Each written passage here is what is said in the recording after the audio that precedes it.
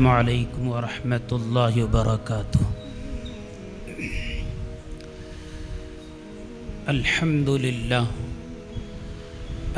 للہ کفی وسلام علی عبادہ الذین اصطفی، اما بعد فاعوذ باللہ من الشیطان الرجیم، بسم اللہ الرحمن الرحیم۔ قد افلح من زکاہا وقد خاب من دساہا، صدق اللہ العظیم۔ محترم بزرگوں، دوستوں، دینی بھائیوں، اللہ رب العزت کا بڑا احسان و کرم ہے کہ اللہ تبارک و تعالی نے آخری عشرے کے اندر یہ جو پروگرام چل رہا ہے، الحمدللہ 11 تاریخ سے یعنی 11 اپریل سے پروگرام چل رہا ہے، اور ذمہ داران پروگرام نے اس پروگرام کو جو بنایا ہے ہر اعتبار سے بہت ہی زیادہ موضوع ہے۔ پہلے تو درس کے نام سے درس قرآن، درس حدیث، درس فقہ، تاریخ کا درس، اور یہ سارے عنوانات کو انہوں نے لیے ہیں، لیکن میرے ذمے جو درس دیا ہے وہ درس اصلاح باطن۔ دراصل یہ عنوان کسی ایسی شخصیت کو دینا چاہیے کہ جس کی باطن کی اصلاح ہو چکی ہو۔ اصل میں باطن کی اصلاح ایک عظیم نعمت ہے۔ ہم سب کو باطن کی اصلاح کی بہت زیادہ ضرورت ہے، اس لیے کہ جب تک باطن کی اصلاح نہیں ہوگی ظاہر میں اس کا اثر نظر نہیں آئے گا۔ اللہ کے نبی صلی اللہ علیہ وسلم نے حدیث پاک میں یہ بات ارشاد فرمائی کہ ہمارے جسم کے اندر جتنے اعضاء ہیں، جسم کے اندر آنکھ ہے، کان ہے، ناک ہے، ہاتھ ہے، پیر ہے، یہ جسم کے سب اعضاء ہیں، لیکن ان اعضاء میں جو سب سے قیمتی عضو ہے، جس کے اوپر پورے جسم کے نظام کو چلانے کا دار و مدار ہے، وہ ہمارا دل ہے۔ اللہ کے نبی صلی اللہ علیہ وسلم نے حدیث میں فرمایا کہ انسان کے جسم میں ایک گوشت کا لوتھڑا ہے، ایک گوشت کا ٹکڑا ہے۔ اللہ کے نبی صلی اللہ علیہ وسلم فرماتے ہیں کہ اگر وہ صحیح ہو جائے تو پورے جسم کا نظام صحیح ہو جاتا ہے، اگر وہ خراب ہو جائے، اس کے اندر فساد آ جائے، بگاڑ آ جائے، تو اللہ کے نبی نے فرمایا کہ پورے جسم کے نظام کو وہ بگاڑ دیتا ہے۔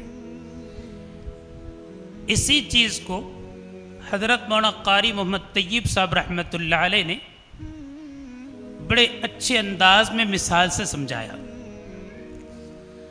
حضرت نے مثال دی ہے کہ جب ہم پھل خریدنے جاتے ہیں، جیسے مثال کے طور پر ہم آم خرید رہے ہیں یا اور کوئی پھل خرید رہے ہیں، تو پھل کے خریدنے سے پہلے ہم اس کو چیک کرتے ہیں، دیکھتے ہیں، تو پھل بیچنے والا آپ کو سارے پھل کاٹنے نہیں دے گا، بلکہ ہم اوپر سے چیک کر لیں گے۔ ہم نے سارے پھل کو چیک کر کے لے لیا، اس میں ایک آم جو ہے اوپر سے خراب تھا، تو ہم نے پھل بیچنے والے سے کہا کہ بھائی یہ آم خراب ہے۔ تو بیچنے والا کہتا ہے کہ بھائی آپ نے اس کو کاٹا نہیں، کھایا نہیں، یہ فیصلہ کیسے کر دیا کہ یہ اوپر سے خراب ہے؟ تو ہم اس کے سامنے یہ کہتے ہیں کہ بھائی یہ جو اس کے اوپر جو دھبا لگا ہوا ہے یہ چاروں طرف سے تو بہت اچھا ہے، لیکن ایک سائڈ سے جو اس کو دھبا لگا ہوا ہے کہ دھبا یہ بتلا رہا ہے کہ میرے اندر خرابی آ چکی ہے، میرے اندر کیڑا لگ چکا ہے۔ اگر یہ اندر سے اچھا ہوتا تو اس کا ظاہر بھی اچھا ہوتا۔ بعض لوگ کہتے ہیں کہ ہمارے اندر سے بہت اچھے ہم، ہمارا اندر کا نظام بہت اچھا ہے، تو جس کا اندر سے اچھا ہوگا اس کا ظاہر بھی اچھا ہوگا۔ اگر اندر کا نظام بگڑا ہوا رہتا ہے، باطن اگر بگڑا ہوا رہتا ہے تو جسم کا پورا نظام بگڑا ہوا رہتا ہے۔ اس لیے کہا کہ اگر آنکھوں کو کنٹرول کرنا ہے کہ آنکھ سے غلط چیز کی طرف نہ دیکھے، آنکھ کسی غیر محرم کو، اجنبیہ کو بد نظری نہ کرے، تو اس کے کنٹرول کرنے کے لیے ایک ہی راستہ ہے کہ ہم اپنے دل کی اصلاح کر لیں، باطن کی اصلاح کر لیں۔ جب باطن بنتا ہے تو جسم کے سارے جسم کے اعضاء کو کنٹرول کرتا ہے، اور جب اس کے اندر خرابی آتی ہے تو جسم کے پورے اعضاء کے اندر خرابی آتی ہے۔ کان غلط چیز اس وقت سنتا ہے، کان سے آدمی غلط چیز اس وقت سنتا ہے جب یہ اندر کا نظام بگڑا ہوا رہتا ہے۔ اس لیے حدیث میں اللہ کے نبی صلی اللہ علیہ وسلم نے فرمایا کہ اللہ تبارک و تعالی ہمارے جسموں کو، ہمارے صورتوں کو نہیں دیکھتے کہ کون کیسی صورت کا ہے، کس کی صورت کیسی ہے، کون کالا ہے، کون گورا ہے، یہ اللہ کے پاس نہیں دیکھا جاتا ہے۔ اللہ تبارک و تعالی ہمارے مالوں کو نہیں دیکھتے کہ کس کے پاس کتنی دولت ہے، کس کے پاس کتنی پراپرٹی ہے۔ حدیث میں اللہ کے نبی نے فرمایا کہ اللہ تبارک و تعالی ہمارے دلوں کو دیکھتے ہیں۔ اس لیے اگر دل بنا ہوا ہو، دل کا نظام صحیح ہو، تو فرمایا کہ پورا نظام صحیح ہوتا ہے۔ اس لیے قرآن کریم کی جو آیت میں نے تلاوت کی، سورہ شمس کے اندر اللہ تبارک و تعالیٰ نے اس سورت کے اندر قسمیں کھائی ہے۔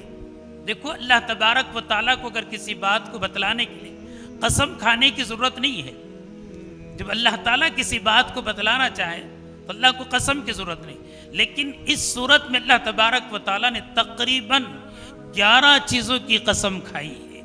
سورج کی قسم کھائی، اللہ نے چاند کی قسم کھائی، آسمان کی قسم کھائی، زمین کی قسم کھائی، اور اس کے علاوہ بہت ساری چیزوں کی قسمیں کھا کر اللہ تبارک و تعالیٰ یہ بات بتلا رہے ہیں، قد افلح من زکاہا، کہ وہ شخص کامیاب ہو گیا جس نے اپنے دل کو صاف اور ستھرا کر دیا، جس نے تزکیہ نفس کیا۔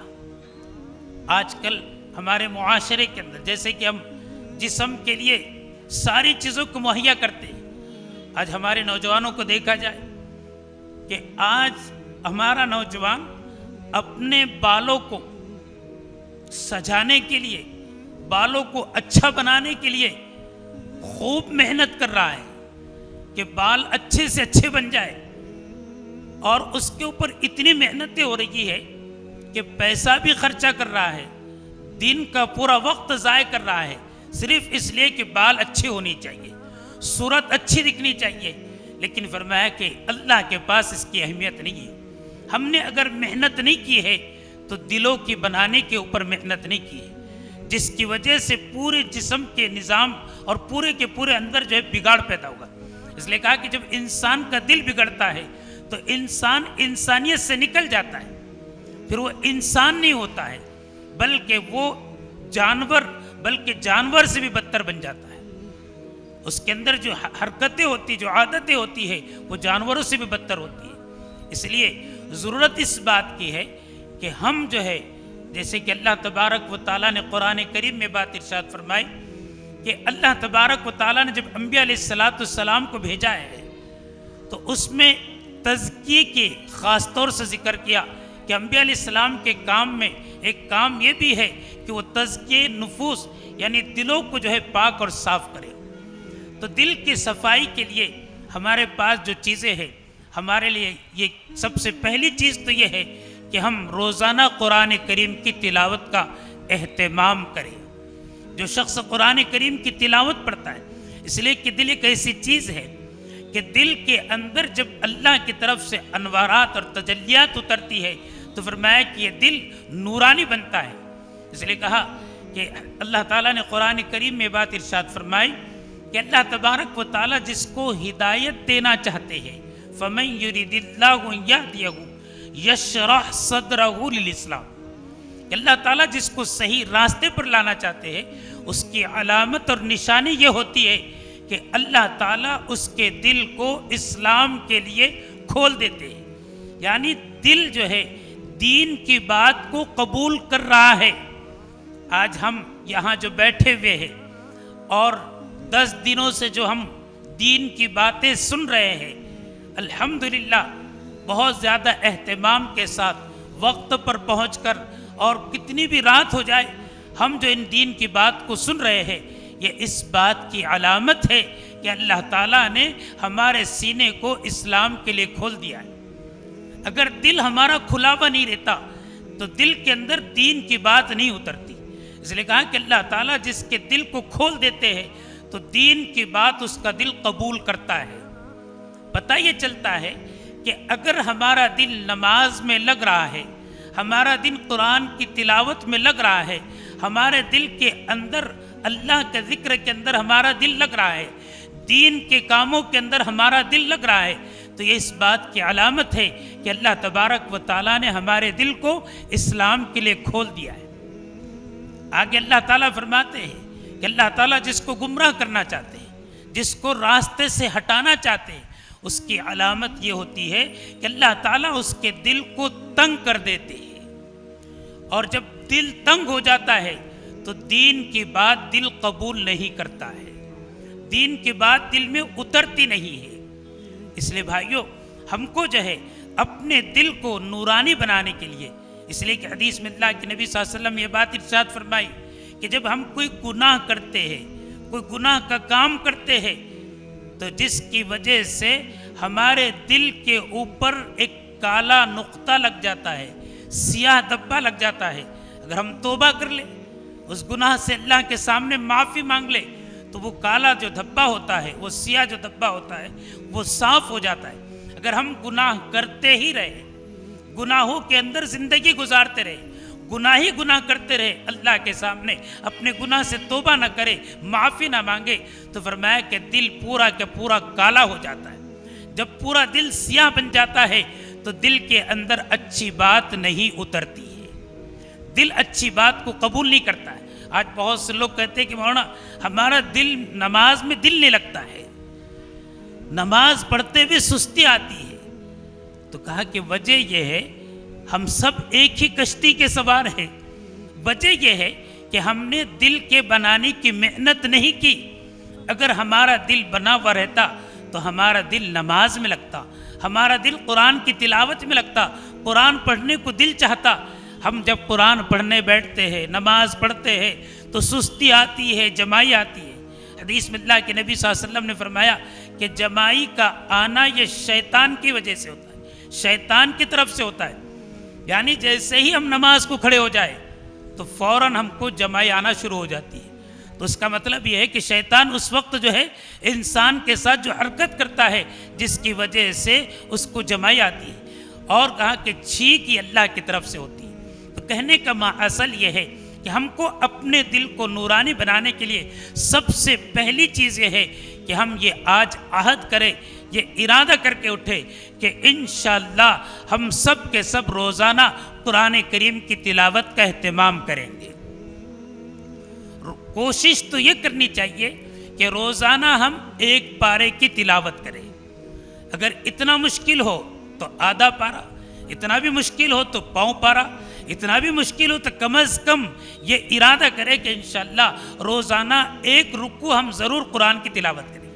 یا سورہ یاسین جو مخصوص صورت اللہ تعالیٰ کی طرف سے دی گئی ہے ان صورتوں کو ہم پڑھیں گے. اس کی وجہ سے ہمارے دل کے اندر نورانیت آئے گی. اور دوسری چیز ہے اللہ کا ذکر. فرمایا کہ اللہ کا ذکر ایسی چیز ہے کہ جب انسان اللہ کو یاد کرتا ہے، ذکر اللہ کرتا ہے اور اللہ کرتا ہے تو دل کے اندر نورانیت پیدا ہوتی ہے. جتنا ہم اللہ کا ذکر کریں گے، اس لیے فرمایا وَلَذِكْرُ اللَّهِ أَكْبَرُ کہ سب سے بڑی چیز اللہ کا یاد ہے، اور اللہ کے ذکر میں یہ بھی چیز ہے کہ ہمارے سامنے ہر وقت اللہ کا استحضار رہے۔ آدمی ہر وقت تسبیح لے کر تو نہیں بیٹھے گا، ہر وقت اس کے ہاتھ میں تسبیح تو نہیں ہوگی، وہ چاہے کاروبار میں ہو، ملازمت میں ہو، کھیتی کر رہا ہو، جس جگہ بھی ہو، فرمایا کہ وہ اس چیز کو ذہن میں رکھے کہ اللہ کا استحضار، یعنی اللہ مجھے دیکھ رہا ہے۔ اس لیے کہا نا کہ احسان، عبادت کے اندر احسان کا درجہ یہ ہے کہ کم از کم ہمارے اندر یہ چیز پیدا ہو جائے کہ ہم جب نماز پڑھے، ہم جب قرآن کریم کی تلاوت کرے، ہم جو بھی اعمال کرے، اس وقت یہ چیز ذہن میں رکھے کہ اللہ مجھے دیکھ رہا ہے۔ ایک آدمی کاروبار کر رہا ہے، تجارت کر رہا ہے، تجارت کرنا بھی عبادت ہے، تجارت کرنا بھی نیکی ہے۔ اللہ کے نبی صلی اللہ علیہ وسلم نے حدیث میں بات ارشاد فرمائی کہ وہ تاجر جو تجارت کرتا ہے لیکن تجارت سچائی کے ساتھ کرتا ہے، جھوٹ سے بچتے ہوئے کرتا ہے، امانت داری کے ساتھ تجارت کر رہا ہے، یہ تاجر جو سچائی اور امانت داری کے ساتھ تجارت کرتا ہے، کل قیامت میں اللہ تبارک و تعالی اس تاجر کا حشر صرف اس وجہ سے کہ اس نے کاروبار کیا، تجارت کی، لیکن تجارت کے اندر سچائی کو اختیار کیا، بےمانی نہیں کی، دھوکہ نہیں دیا۔ آج کل بہت سے لوگوں کے ذہن میں یہ ہوتا ہے کہ دھوکہ دینے کو وہ ہنر سمجھتے ہیں۔ بعض لوگ کہتے ہیں کہ بھئی ہم نے آج اس کو ایسی ٹوپی پہنا دی کہ وہ یاد رکھے گا زندگی بھر۔ وہ یہ نہیں سوچتا ہے کہ خود تو نے ٹوپی پہن لی ہے، اس کو ٹوپی تو نے نہیں پہنائی، تو نے خود پہن لی ہے، کہ تو دھوکہ دے کر جو ہے اپنی آخرت کو برباد کرتا ہے۔ اللہ کے نبی نے فرمایا کہ سچائی کے ساتھ تجارت کرنے والا کل قیامت میں نبیوں کے ساتھ، شہداء کے ساتھ اور نیک لوگوں کے ساتھ اس کا حشر ہوگا۔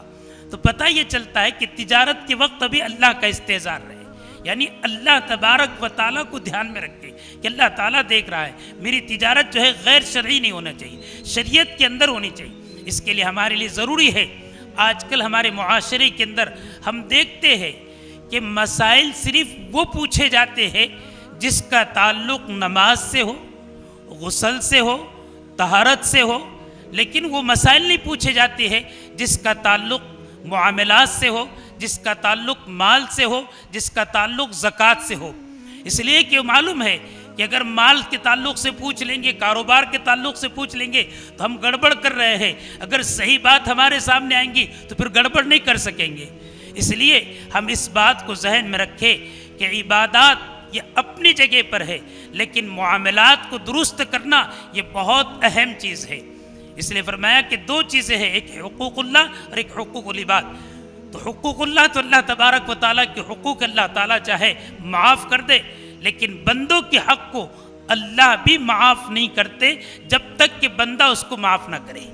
اس لیے ہماری یہ ذمہ داری بنتی ہے کہ ہم جو ہے ہر وقت اللہ کا استحضار رکھیں۔ ہم جس فیلڈ میں بھی کام کر رہے ہیں الحمدللہ اللہ کے استحضار کے ساتھ کریں۔ تو میں یہ کہہ رہا تھا کہ اپنی نفس کی اصلاح کے لیے دوسرا کام یہ ہے کہ ہم کچھ وقت جو ہے اللہ کے ذکر کے لیے مخصوص کریں، اور خاص طور سے رات کا آخری حصہ، یعنی آخری پہر، رات کے آخری حصے کے بارے میں اللہ کے نبی نے فرمایا کہ اللہ تبارک و تعالیٰ آخری پہر کے اندر آسمان دنیا کے اوپر نزول فرماتے ہیں، جیسا بھی نزول ہے، اور اللہ تعالیٰ خود کہتے ہیں کہ ہے کوئی مجھ سے اپنے گناہوں کی معافی مانگنے والا کہ میں اس کے گناہوں کو معاف کر دوں، ہے کوئی مجھ سے رزق کا طلبگار کہ میں اس کو روزی عطا فرماؤں، ہے کوئی مجھ سے بیماری کے لیے صحت مانگنے والا کہ میں اس کو صحت عطا فرماؤں۔ تو دوسری چیز یہ ہے کہ ہم اپنے ذکر، اللہ کے ذکر کے لیے کچھ وقت کو مخصوص کریں، کم از کم 3 تسبیحات کا ہم سب اہتمام کریں۔ صبح شام 3 تسبیحات کا اہتمام کریں گے تو انشاءاللہ اس کی وجہ سے کچھ نہ کچھ دل کے اندر نورانیت پیدا ہوگی۔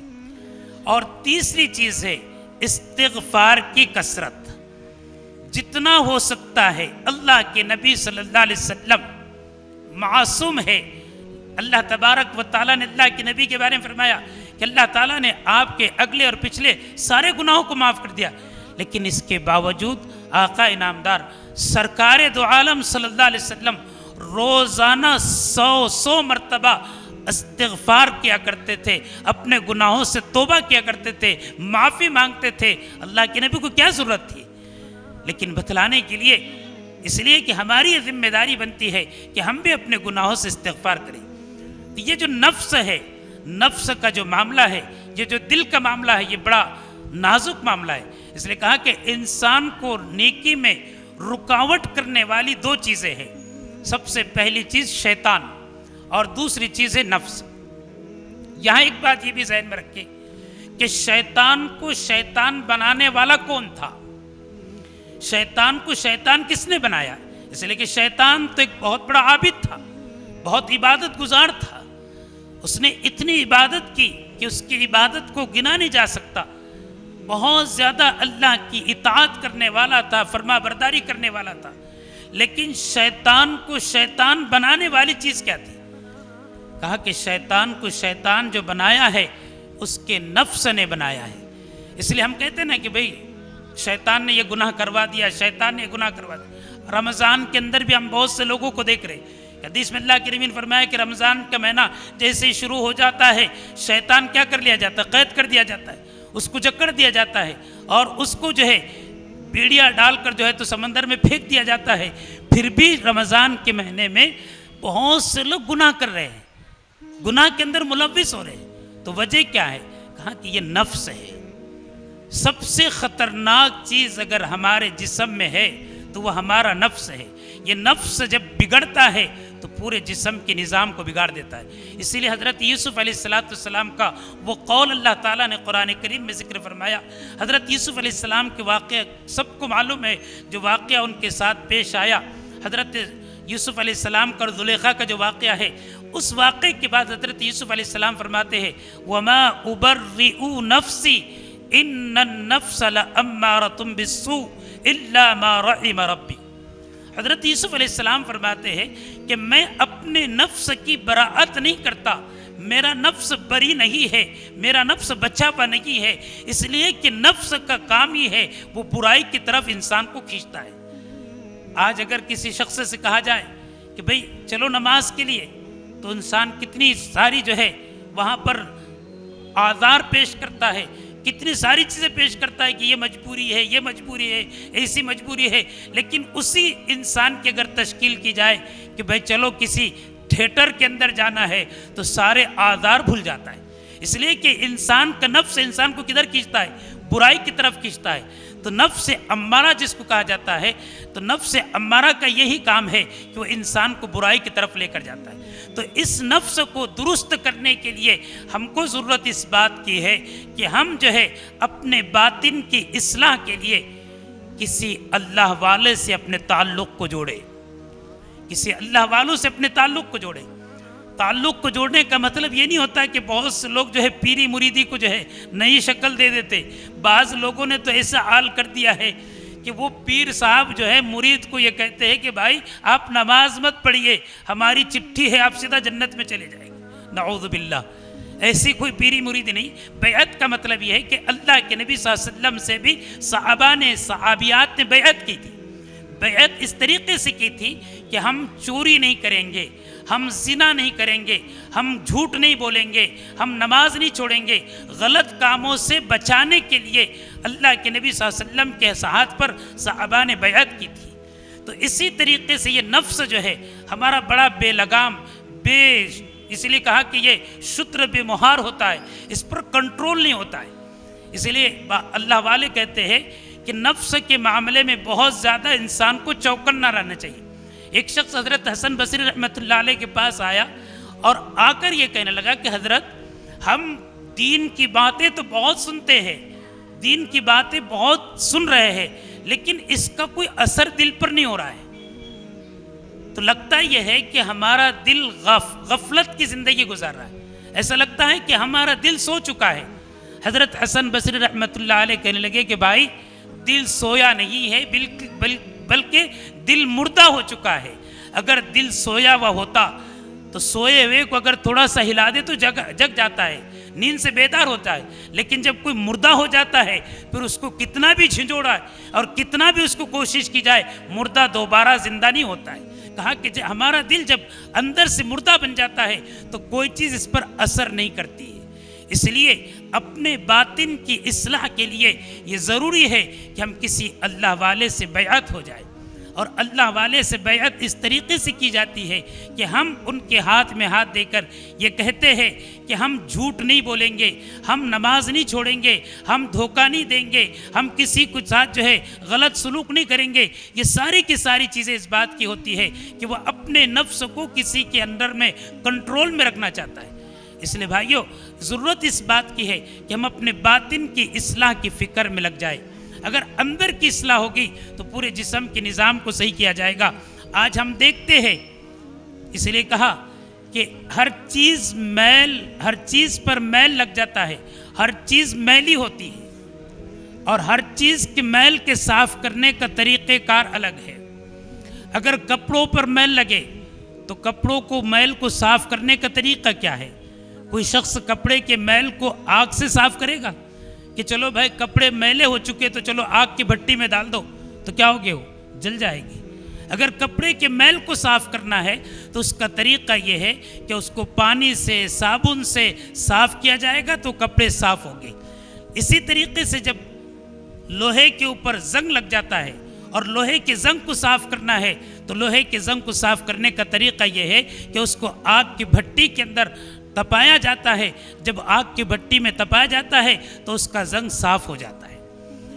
اسی طریقے سے آج ہمارا دل بھی جو ہے زنگ آلود ہو چکا ہے، ہمارا دل کے اوپر زنگ لگ چکا ہے۔ ہم اپنے جسم کے لیے ساری چیزیں مہیا کرتے ہیں، لیکن دل کو جس چیز کی ضرورت ہے وہ ہم ان چیزوں سے بہت دور ہو چکے ہیں۔ دل کو اگر صاف کرنا ہے تو دل کے زنگ کو نکالنا ہے تو دل کے زنگ کو نکالنے کے لیے قرآن کی تلاوت ہے، اللہ کا ذکر ہے، درود شریف کا اہتمام ہے، استغفار کی کثرت ہے، جتنے نیک کام ہے، نیکیوں سے دل جو ہے صاف ہوتا ہے، اور برائی سے دل جو ہے گندا ہوتا ہے، اور برائی سے دل جو ہے زنگ آلود ہو جاتا ہے۔ اس لیے اللہ تعالیٰ سے دعا کرے کہ اللہ تبارک و تعالی ہم سب کو جو ہے اپنے باطن کی اصلاح کی توفیق عطا فرمائے۔ ہم آج یہاں سے یہ ارادہ لے کر اٹھے کہ انشاءاللہ ہم اپنے باطن کی اصلاح کریں گے نا بھائی سب انشاءاللہ۔ اپنے باطن کی اصلاح کے لیے کسی اللہ والے سے جس کی طرف ہمارا رجحان ہو، جس کی طرف ہمارا دل کا میلان ہو، اس سے بیعت ہو جائے کہ اللہ والوں سے کہے کہ میرے اندر یہ خرابی۔ بھائی اللہ والے سے بیعت کا مطلب یہ ہوتا ہے کہ اس کے سامنے اپنی ساری خرابیوں کو ہم پیش کرتے ہیں کہ دیکھو میرے اندر جھوٹ ہے، وہ آپ کو راستہ بتلائے گا جھوٹ سے بچنے کا۔ میرے اندر زنا ہے، وہ آپ کو راستہ بتلائے گا زنا سے بچنے کا۔ میرے اندر بدنظری کا گناہ ہے، وہ آپ کو راستہ بتلائے گا بدنظری سے بچنے کا۔ وہ سارے کے سارے راستے آپ کو بتلائے گا۔ مطلب یہ ہے کہ اطاعت اور فرمانبرداری تو اللہ ہی کی ہے، اطیع اللہ و اطیع الرسول، فرمایا کہ اللہ اور اللہ کی رسول کی اطاعت کرنا ہے، لیکن یہ ہمارے لیے ایک نگران کے طور پر ہے، ہماری نگرانی کرتے ہیں۔ اس لیے کہا کہ اتقوا فراست المؤمن فإنه ينظر بنور اللہ، کہ مومن جس کے اندر ایمان کی طاقت ہوتی ہے اس کے اندر ایک اللہ کی نور ہوتا ہے۔ مومن کی فراست سے بچو، اس لیے کہ وہ اللہ کے نور سے دیکھتا ہے، یعنی اللہ تعالیٰ اس کے دل میں ایسا نور پیدا کر دیتے ہیں کہ جس کی وجہ سے ہماری خامیوں کی طرف بھی اس کی نظر ہوتی ہے۔ اس لیے اللہ تعالیٰ سے ہم دعا کریں کہ اللہ تبارک و تعالیٰ ہم سب کو جو ہے اپنے باطن کی اصلاح کی توفیق عطا فرمائے۔